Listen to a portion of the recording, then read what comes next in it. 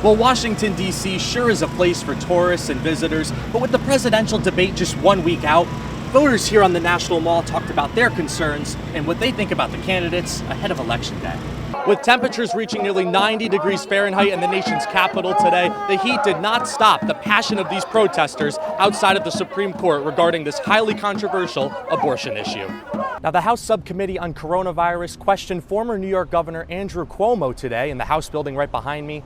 The former governor did take some time to step out into the hallway, and I asked him how the deposition was going. He told me he thought it was a very productive conversation. And while members of the House are urging both the Director of the Secret Service and Alejandro Mayorkas, the Homeland Security Secretary, to testify, we did see a fiery exchange play out at the RNC, where Senators Marsha Blackburn, Barrasso, and Langford were pressing Kimberly Cheadle, the Director of the Secret Service, and telling her that she owes answers to both the American people and former President Trump for that security failure that took place at the rally on Saturday. Some people take Halloween decorating to a whole new level, but at this house on Sherman Circle, the decorations are quite literally overboard. The Iran-backed Houthi rebels have gone after U.S. Navy, commercial, and coalition ships for over 7 months now, with attacks almost daily, 190 since November of last year. U.S. military officials worry they won't have the manpower to hold off every single missile, drone, or rocket fired. They say with one slip-up, service members could be killed by these repeated aggressions. From presidential immunity to abortion access and gun rights, the Supreme Court is set to announce a flurry of decisions in the coming days. And with the court's term coming to a close at some point next week, these decisions are of utmost importance as we get closer to the 2024 presidential election. The race for the White House is intensifying, and with just under 20 days to go, we've seen President Biden play a major role in this effort to elect Kamala Harris. Now, he's been stumping for the vice president in battleground states throughout the nation. And upon departing the White House this morning, he was asked about former President Trump's remarks about Vice President Harris, and Biden jokingly told reporters, "You don't listen to Trump, do you?" In the heart of the northeast corridor of our nation's capital is the Catholic University of America, a campus built on tradition, religious values, and the importance of faith. Catholic is widely accepted as a conservative-leaning campus, especially given its history and authority. But does this accurately describe our student body?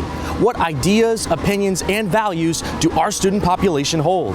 With the presidential election right around the corner, we might just find that out. If you thought the Film Society was not active here on campus, think again. Students that have varying majors, extracurricular interests, and opinions on film have brought this organization back to life. So grab your popcorn and get ready for the show. Good afternoon. Thank you for joining us for the News at Noon. I'm Michael Dane. A ceasefire demonstration outside the Democratic National Committee headquarters led to a clash between protesters and police. Several Democratic representatives and candidates were inside the building for a campaign reception yesterday when the confrontation happened. Speaker Johnson, the Freedom Caucus has put out their own proposal for reconciliation, and it's basically a two-bill process. How helpful is it for members of your own conference to be putting out their own proposal when you have said you want one big bill? Senator, real quickly, what did you make of the remarks that Vice President Harris made regarding the carve-out of the filibuster? I think I've been very clear. Congresswoman, thank you. I'm wondering, are there any Republican colleagues of yours that have signaled to you that if this legislation was brought to the floor, that they would be open to voting for it?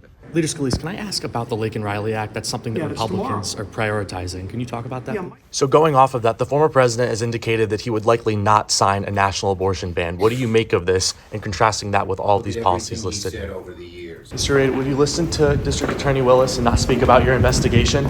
Leader Thune, how was your meeting with President Trump? Have you had any communication with the Harris campaign, and do you know if Vice President Harris would be in support of reinstating unrefunding, and would that be a good policy position for her to have to maintain trust with Palestinian Americans? Mr. Kennedy, how are your meetings going with senators? Do you feel you owe an apology to the family members who lost loved ones as a result of your nursing home order? Any regrets or remorse, Governor Cuomo? Protests here at the council building turned violent ahead of a crucial vote. Bartenders and servers brawling over a bill that would change how they're paid. We're fighting here for minimum wage, for everybody to get the right wages. A fight broke out between two protesters at a tipped workers rally with some harsh words to follow. This wanna touch my boss? She's crazy. She's crazy. Go back to New York. Really? No, we're from Massachusetts. We're from Massachusetts. Go back to and Massachusetts. we fight for New York too. This is And Maryland. we fight for New York Maryland, too. the free state. All right, they're free Go off back the to street. Massachusetts. They're free off the street. The violence leading police to arrive on scene. What prompted the fight? Controversial legislation that, if passed, would require restaurants and bars to pay their servers full minimum wage, a move that has been gaining traction in various towns and cities throughout the U.S. We come to work, you know, with expectations that I'm rewarded. If you knew that what you do, you're going to get paid for. That is what I do when I give service to a table. I expect gratuity because they expect good service. People that are already paid minimum wage can still receive tips. Nobody's saying no tips. Lawmakers heard testimony during today's public hearing. It is unclear when Montgomery County's council will vote on this legislation. In Rockville, Michael Dane, DC News Now. Several weeks have passed since the devastating attack by Hamas in Israel, and there are still families living with the nightmare of a loved one being captured.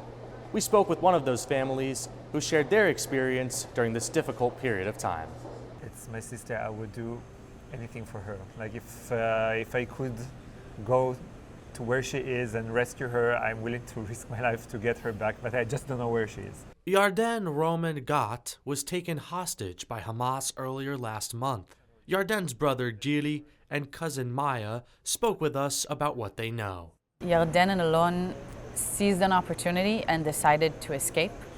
They jumped out of the moving car, Yarden holding Geffen in her hands, and they started running with the terrorists shooting at them. She gave Geffen to her husband, Alon, so he could carry her and run faster, which he did. When it got dark enough, he made his way back to the kibbutz, where he met armed forces and was able to call us and let us know what had happened. I went there in order to talk with our troops and recommend them or push them to go and search for my sister. Unfortunately, after extensive searches, the trackers that were with us came to the firm conclusion that she was recaptured and taken into Gaza. Gili and Maya are seeking help from the United States in rescuing Yarden. The thought that someone can come into my cousin's home and just take her and her child, it really creates a sense of explaining how unsafe we are and how we must deal with this issue. If she could hear you right now,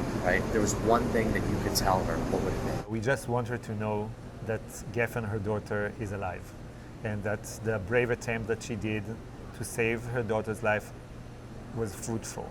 Maya and Gili will be heading to New York in the coming days to meet with United Nations officials to do whatever possible to get Yarden back home to Israel. In the Rayburn House office building, I'm Michael Dane, DC News Now. Well, Washington, D.C. sure is a place for tourists and visitors, but with the presidential debate just 1 week out, voters here on the National Mall talked about their concerns and what they think about the candidates ahead of Election Day. Well, I think it's going to be a mess compared to your traditional presidential debate.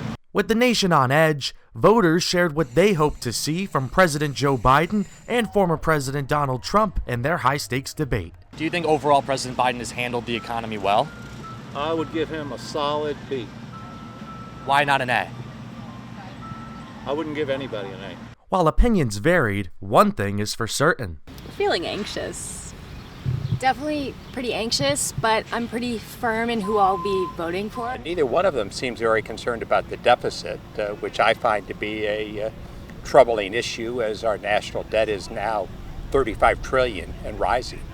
I have a preference toward policies, but there's a lot more going on in this election than just that. With the presidential election, I think it's more so a personality thing and a leadership thing than it is what they can actually do, because they have a lot more limited power than people think they do.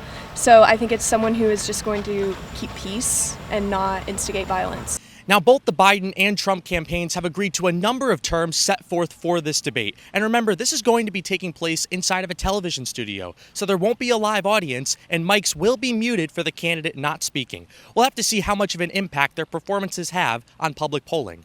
On the National Mall, Michael Dane, Fox News.